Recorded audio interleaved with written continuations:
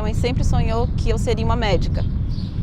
Prestei o vestibular, tinha feito a primeira fase na USP, na sequência, na outra semana meu avô faleceu. Então minha mãe teve que voltar para acolher minha avó e a gente acabou vindo junto. Pode entrar. Ei, gente! Oi!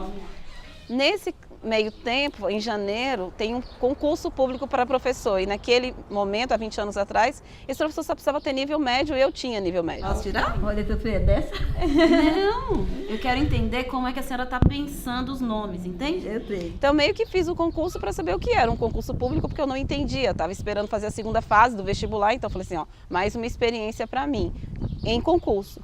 E eu fui aprovada. Aqui tá faltando o I, Marivalda. CIA. Sei. AK, CIA.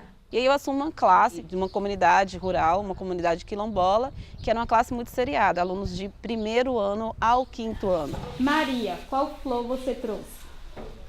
Eu trouxe uma flor de babosa. Não é uma rosa, mas é uma flor.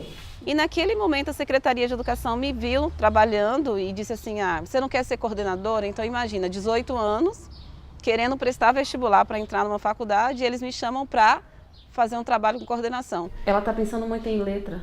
Ela precisa pensar em emissão sonora.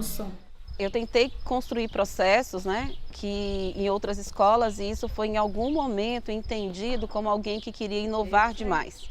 Gente, vou acompanhar mais uma aula, tá bom? Vou sentar aqui atrás. Parecia que eu não sabia fazer educação pública de qualidade. Eu tinha ótimas ideias, mas não era aquilo que funcionava na educação.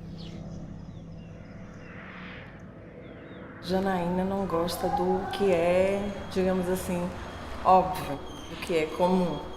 Ela gosta de saber o porquê de tudo e ela gosta sempre de pesquisar. A vida dela é pesquisar, a vida dela é estudar, a vida dela é compartilhar.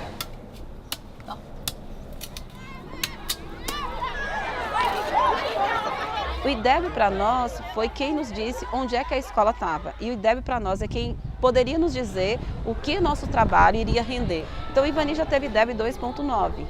Hoje o IDEB do Ivani foi para 5.9. As coisas que os alunos escrevem, elas dizem muito de quem eles são. Então, por exemplo, a gente sabe quem está em conflito, a gente sabe quem são os amigos, a gente consegue saber, por exemplo, uma briga antes dela acontecer. Se eu tivesse feito medicina, eu seria essa Janaína, sabe? A Janaína que iria buscar pessoas, que ia buscar uma inserção na comunidade. Eu acho que é isso que vai me movendo, não necessariamente a função que eu vou ocupando.